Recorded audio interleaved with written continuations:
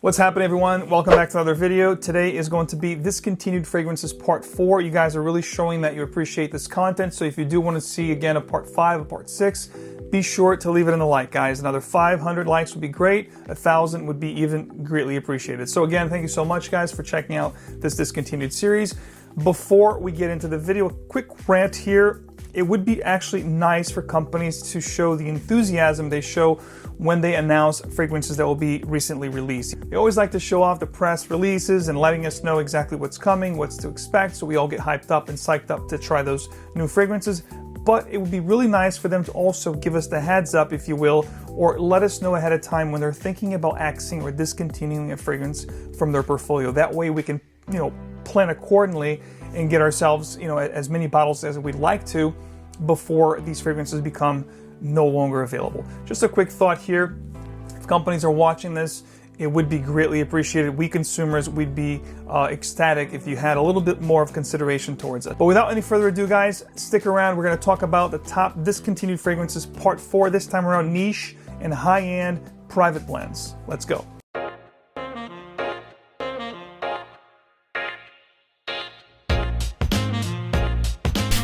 So we're going to kick things off here with the fragrance house that over the past couple of years or so hasn't really been talked much here in the fragrance community. It used to be one of the most talked about niche houses. In fact, it was one of my favorite niche purchases, along with Amouage Reflection Man and Frederic Mall's Musk Ravageur. This was actually my third niche purchase ever, and this is Bond No. 9 New Haarlem. Now this fragrance here, along with a lot of other Bond No. 9 fragrances, have been discontinued, and it's rather sad when, this is one of the best fragrances right here, guys, which is basically a coffee, maple syrup type of a fragrance. It's got a ton of lavender here. Maurice Roussel, funny enough, the same creator from Musk Ravageur is the nose behind this fragrance. Needless to say, this is a great fragrance. Very oriental, spicy type of a fragrance, creamy dried down. I think there's also sandalwood here. Incredible fragrance. Discontinued now. And not only this fragrance, but there has been a ton of different Bond No. 9 fragrances that have been axed. I'm going to pop up here, the list, because there's so many to talk about and to name. But I know for a fact that they have revamped and restructured their whole portfolio. The reason, I don't know. I know the Andy Warhol thing, which is one of the most sought after ones, which is the one with the face on. The whole contract and deal they had with Andy Warhol has been diffused. They no longer have that contract, so that's the reason why those Andy Warhol fragrances were axed. Now, fragrances like this one, for example, like New Haarlem, I don't know the reasoning behind them discontinuing this fragrance. I do know they have a very extensive portfolio, and they were revamping and restructuring their lineup over the past couple of years. So maybe that is one of the reasons. Maybe it's not a top seller for them, but again, I don't have all the info, but I do know it has been discontinued. So it is one of the best that they had to offer, and unfortunately you can no longer find at the store. Now, a good alternative to this fragrance, as I always like to do for you guys when I talk about something that's been discontinued, I like to give you guys a alternative or an option to that fragrance. And a good one for this one would be Michael Jordan Legend, which is still available today as a cheapie. It is powerful, it is long lasting. I don't know if it has been reformulated, but the version I have is extremely powerful and long lasting, and it smells about 80% close to Bond No. 9 New Haarlem. So there you go. Speaking of discontinuations, of course, but also restructuring and revamping their collection, we're going to talk about a brand, a house that I do enjoy, but I don't own many fragrances from this brand because the power, the longevity of these fragrances, the projection, are not ideal for my skin. They just don't perform, if you will. Jo Malone is the fragrance house at hand here, and the one I'm talking about here is Blue Agave and Cacao, which is definitely one of my favorites from the brand. This is a little bit boozy, it's spicy, almost like a tequila kind of a vibe with the cocoa right in the composition, that cacao vibe. Very nice, very spicy, very smooth as well, very creamy. Just a great scent. There's almost like an incense vibe in here also from the heart into the dry down.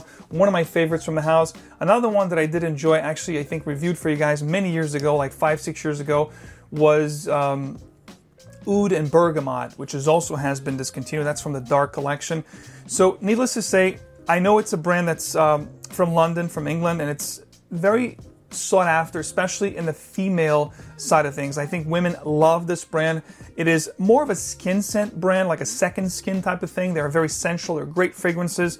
If you're gonna get close, like if you're going out on a date, for romantic settings, I think Jo Malone does a great job. However, if you're looking for something with great performance projection, if you really want to be loud and stand out, they're not going to give you that bomb projection that we all quote unquote seem to like here in the fragrance community. But if you want like a second skin, something sensual but smooth, definitely check out the line. Now, just like this one here, Blue Agave and Cacao, among other great ones from Jo Malone, have been axed. I don't know the extent of how many fragrances they have axed, but I know they have also restructured and revamped their company. Now, this is a company that has a ton of different fragrances in their portfolio, and they're constantly releasing new fragrances. So maybe they have changed the name of some of the fragrances and re-released them under a different name. Again, I'm not 100% sure. All I know is that, Oud and Bergamot and Blue Agave and Cacao, which were my two favorites from the line, have been axed. Let me know in the comments which are your favorites from Jo Malone, and what are your thoughts on this particular brand, on this particular line. Do you think it deserves more limelight here in the fragrance community? Because again, I find a lot of women channels talking about this brand, but most of the channels that I watch don't really mention this brand. So what do you think, and what are your thoughts on this brand? Let me know it in the comments below, guys. Next up, we're going to talk about one of my favorite niche brands of all time. I think it's definitely in the top 5 of my favorite niche brands of all time. Currently, of course, that may change, but as of now, it is one of my favorites. And it's Maison Francis Kurkdjian, and the fragrance we're talking about is Cologne Absolue pour le Soir. Now this, if you guys follow my channel, if you saw the Good, Bad, Ugly that I talked about, the whole collection, you would know that this is my favorite from the line. This is a beautiful oriental, spicy, incense, smoky kind of a fragrance with a gorgeous wild honey profile. I mean, the wild honey it's very animalistic and it's very up front and center. There's also cinnamon in here. It is a gorgeous fragrance, one of my favorites, attention-grabbing, long-lasting, powerful. It's going to be in the same family, in the same vein as Tower Parfums L'Art du Désert Marocain, also very close to Mitza from Dior. So if you appreciate those fragrances, you're going to love this. Now, this has been discontinued, guys.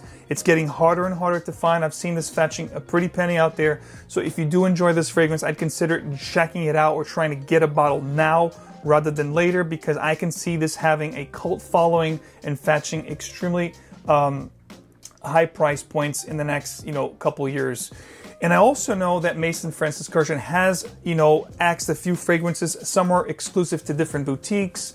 Like Ciel de Gum, for example, I think it was exclusive to Moscow. So it's going to be rather, hard to find certain fragrances from this line. And I know they have also revamped and restructured their collection. So I know the Absolue pour le Soir has been axed.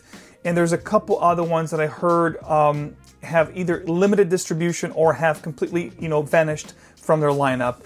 But, I don't know all the different ones, but I do know that Pour le Soir was one of my favorites, and I feel, very upset that this has been, axed and discontinued. At this point, I'm actually looking for a 200 ml bottle. If anyone watching this fragrance video has one of those that they're willing to part with, please be sure to contact me, because I am going to be missing this fragrance an awful lot once I can't no longer attain. It's definitely one of my favorite niche offerings from this house, which is one of my favorite niche houses of all time. So next up, we have a fragrance here, which is rather a secret of mine, something that I haven't really shared with you guys over the past few years. I have talked about this fragrance collection. I even did a Good, Bad, Ugly, Underrated, and Overrated, talked about the whole line and the history of this line. The company I'm talking about here is Acqua di Parma.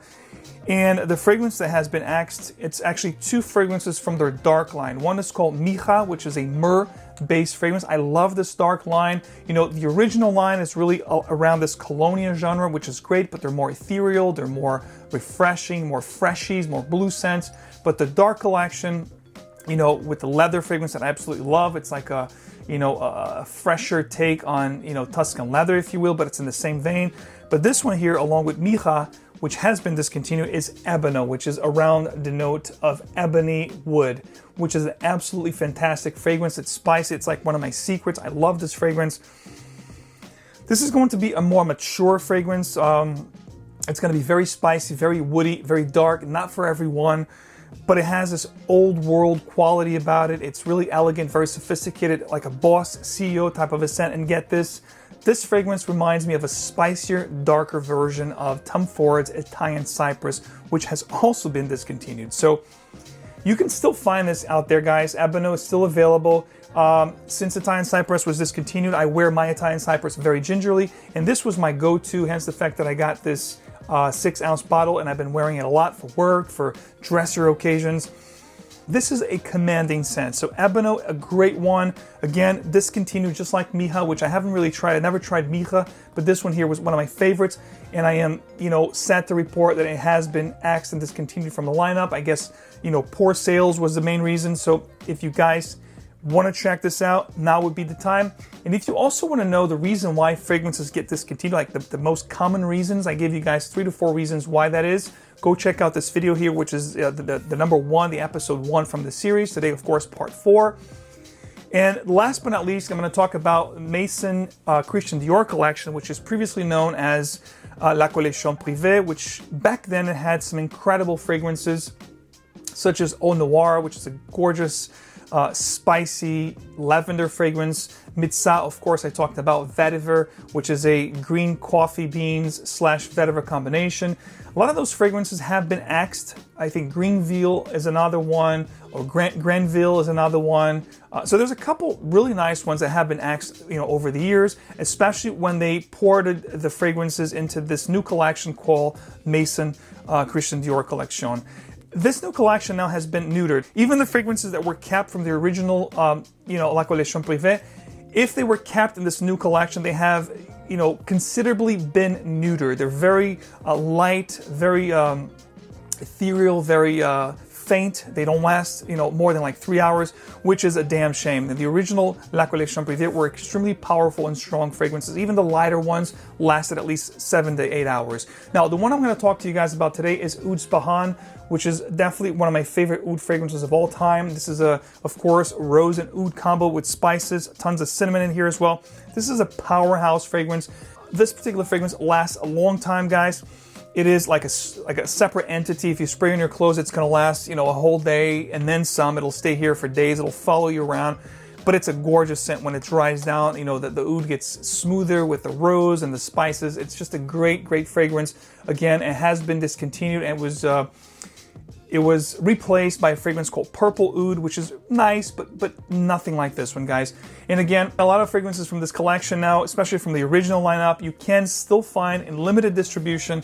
If you go to France or if you're in Europe, you can find those at some Dior boutiques. But again, it's becoming more scarce as the years progress. So we're going to be stuck with the new Maison Christian Dior collection, which is, in my honest opinion, subpar from what the Christian Dior La Collection Privée used to give us, guys. So let me know in the comments, which fragrances are you bummed out that you heard now that have been discontinued? Which other fragrances from the niche / private blend fragrance collections you guys heard that have been discontinued recently over the past couple of years that really bummed you guys out? Let me know in the comments, guys. Of course, thank you so much for being here with me, checking out this part 4 of the discontinued fragrances. If you guys appreciate what I do here, don't forget to show your support. Leave the likes, because the likes will give us more videos in this discontinued. It'll show me that you guys appreciate this particular video that I put out for you. Of course, you guys know the drill. If you want to stay in the know, hit the little bell icon. You guys know fragrance is an extension of who you are. It's an extension of your character. So as always, choose your fragrance wisely, wear it well, and of course, wear what truly moves you. I will see you guys right back here with another video, perhaps the part 5 of discontinued fragrances. And I'm going to include some women discontinued fragrances as well. So all ladies watching this, again, please be sure to leave a like. 500 or more likes will continue this series. Of course, I will do the part 5 as I promised, but more likes will continue this series to like maybe 10 different episodes, because I have a lot of fragrances that I want to share with you guys that have been recently discontinued that you guys should definitely know about. So again, guys, thanks so much for hanging out with me. I'll see you guys in the next one. Take care.